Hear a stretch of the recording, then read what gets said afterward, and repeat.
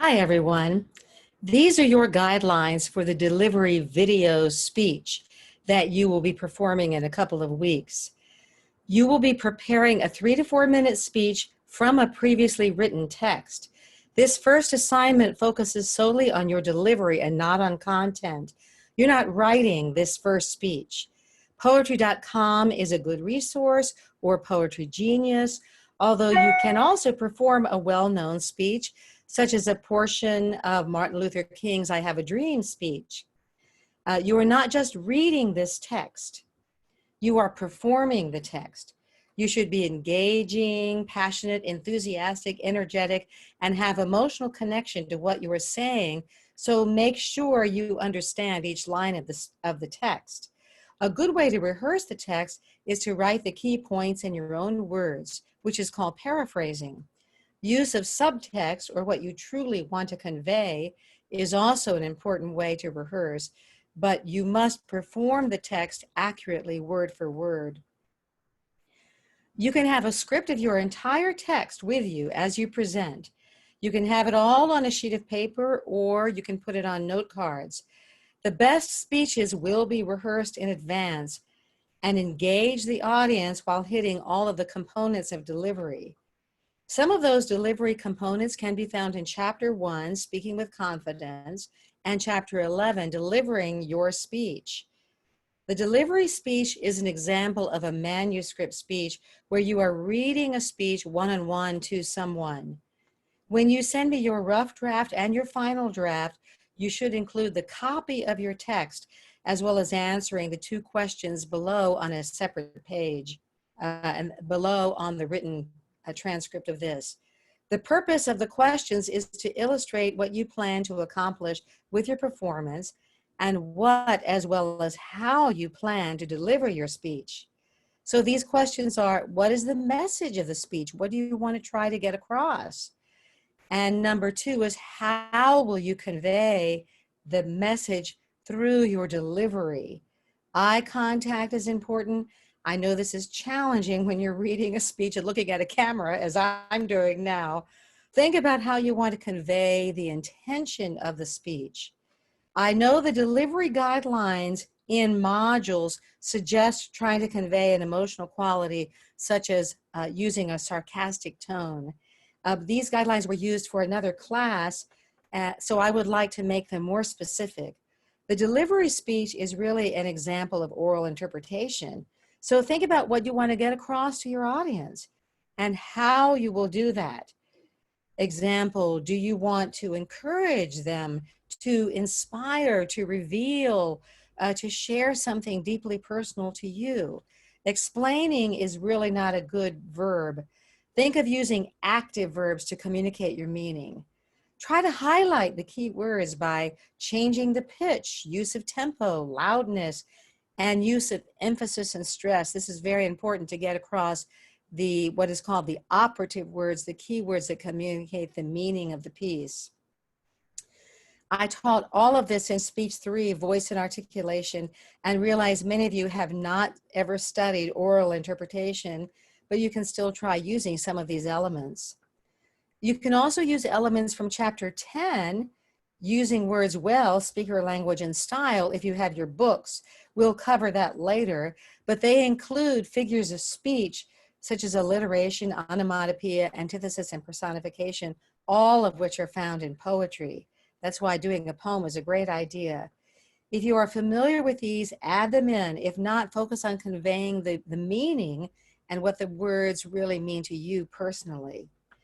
Alliteration means repeating initial consonant sounds such as fair, field.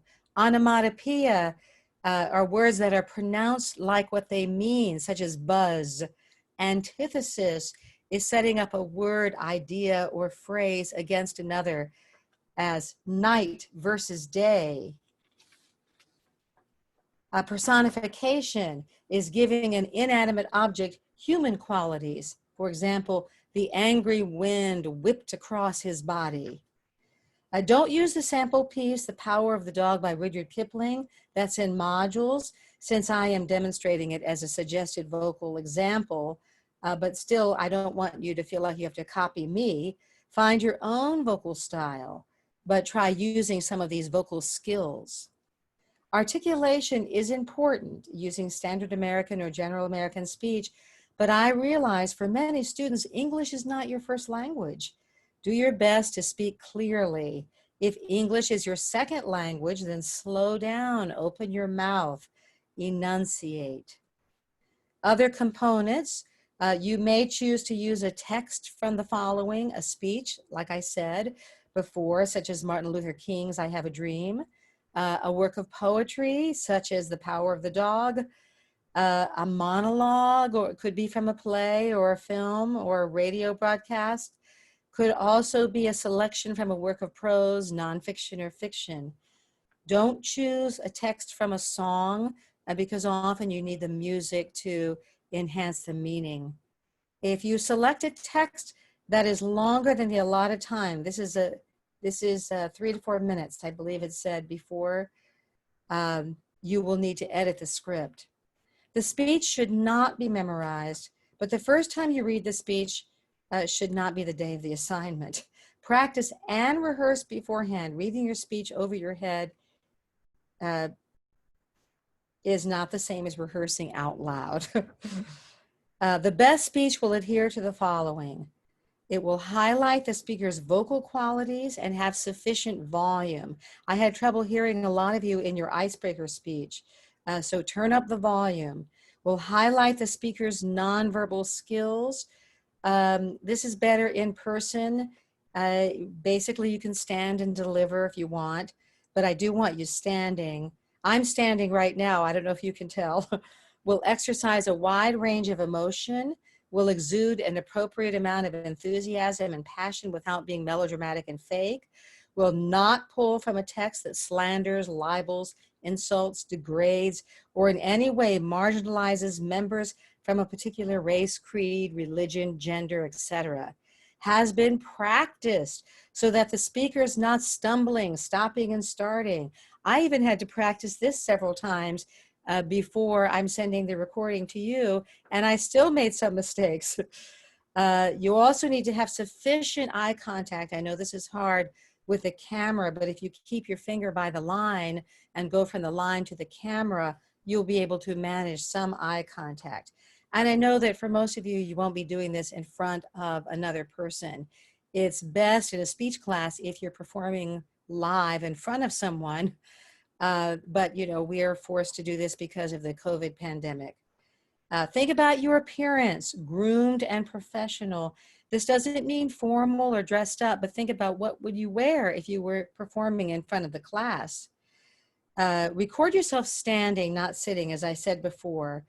You know, and you can move away from the camera or close to the camera. I don't know how much of the recording will pick up if you move too far from the camera, so I'm standing pretty close to it.